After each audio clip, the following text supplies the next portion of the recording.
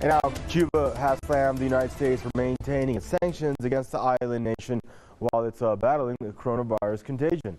Cuban Health Ministry said embargo is now more cruel and genocidal than it normally is when there is no pandemic. They said the health system is the most affected because the well-being of people is at risk now. A senior official with the ministry said that Havana is finding it hard to source equipment, supplies, and medicine. It is very difficult to acquire equipment, supplies, medicines. We are obliged to acquire them from very distant markets where the costs are doubled, tripled, and on many occasions they arrive late. Now, Cuba complained recently that a shipment of test kits, masks, and respirators donated by Chinese Alibaba Group did not arrive because American company tasked with the transportation feared breaching U.S. sanctions. Washington imposed an embargo on Cuba back in 1962 after Havana nationalized its oil industry. Measures have been denounced by the United Nations now for 28 consecutive years.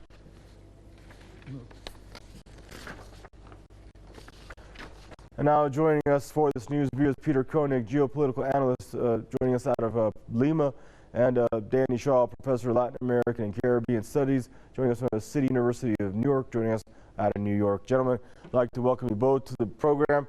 I guess we'll start there in Lima with you, Mr. Peter Koenig. Your thoughts on how Cuba is being treated throughout this pandemic by Washington? Yes, thank you very much. Well, I think there's no words to describe the inhumanity and the abuse of human rights that the United States is again committing against Cuba, and by the way, not only Cuba, also Iran and many other countries. But this is beyond description. And of course, we all know that about this illegal blockage of Cuba for the last 60 years. And the UN has voted against this blockage for the last 30 years in a row. Almost all members, except for two countries, the US and Israel. But yet the entire world body voting against the US sanctions represents more than 99% of the world population. But the world population and the UN body does nothing against it. Why doesn't the entire world collectively sanction the US? Well, I know it's a pipe dream, but it's a possibility. And I think especially now that the world economy is about to collapse because of the coronavirus, because of the very disease that probably comes out of the United States, and that the United States uses to put more pressure on countries that they want to submit to their will. And what we may enter due to this crisis is a new socio-economic paradigm. It would be the moment for the 99.9% of the people, the 191 countries of the UN out of 193, to start taking control and to calling the shots, and to make sure that the United States starts behaving like a normal, decent nation, rather than the world's worst rogue state. So, this is my immediate assessment, and I think it's an absolute shame that the world really doesn't do anything and against these really absolutely illegal and inhuman measures that the United States keeps taking. Thanks, Peter. Danny, I want to welcome you to the program again. Thanks for joining us back here on Press TV. Now, Danny, 1962, these embargoes get imposed. 2020, man, a lot has changed over this time. Why hasn't U.S. foreign policy toward Cuba? A lot has changed, and a lot is still the same in terms of U.S. unipolar hegemony and power, and they can never forgive the Cuban Revolution. What the Cubans sought to do was create a South-to-South movement, the Tricontinental Congress, spearheaded by Ernesto Che Guevara, to unite Asia, the Middle East, the Caribbean, Latin America, Africa, all of the most oppressed.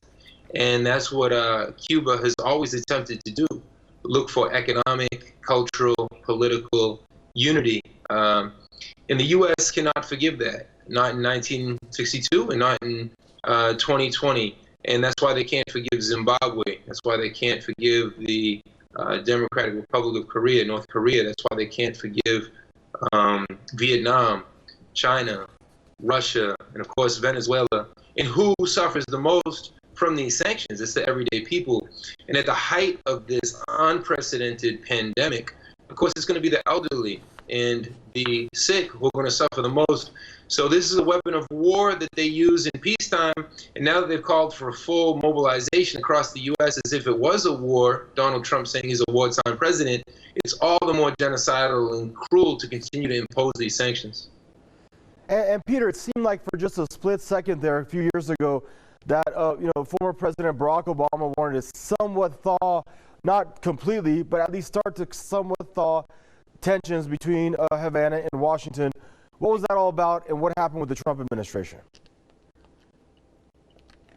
Well, that's of course true. That was a bright light on the horizon, but it couldn't be. It couldn't be because Trump could not accept something that he didn't initiate, number one. And number two, he is so anti-socialist, so anti any revolution that does not conform to the U.S.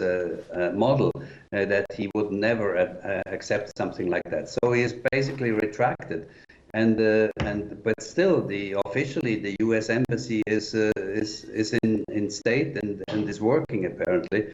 Yet the whole thing is a charade. There is no relationship. There's no friendly relationship between the U.S. and Cuba. As a matter of fact, the U.S. in order to withdraw their staff from the U.S. embassy in Havana, they have invented a disease that apparently broke out for the staff of the U.S. embassy in order to withdraw most of it. So there's a rudimentary staff left in Havana, but actually the situation has not become better at all. To the contrary, I think since Trump has come, he has put more sanctions on it, stricter sanctions, and particularly, and I cannot stop saying how inhuman and how cruel he is behaving vis-a-vis Cuba under these very tough circumstances of a coronavirus, which very, very likely originates in the United States, and against Cuba and against Venezuela and a number of other countries that my colleague on the other side in New York mentioned. And Danny, why is it impossible for Washington to put aside politics for a minute throughout this, the humanity that Peter was referring to? I mean, right now in the U.S. always purports to be the beacon of humanity, the beacon of democracy throughout the world and human rights. What's going on, man? Why not put aside politics as long as this pandemic is plaguing the planet and let people get their medical supplies? And it's not even your medical supplies they're getting. It's from China to Havana. It's got nothing to do with you. Yeah, the blockade is airtight. So if any country attempts to trade with Cuba, the U.S. will then penalize that country. That happened to Yemen in the 1970s. It's happening to China now. So they want to freeze and suffocate Cuba, and they haven't been secretive about this. They said it openly. Trump and John Bolton and these other warmongers and war criminals, they have said openly that they're going to overthrow Venezuela, then Cuba, then Nicaragua.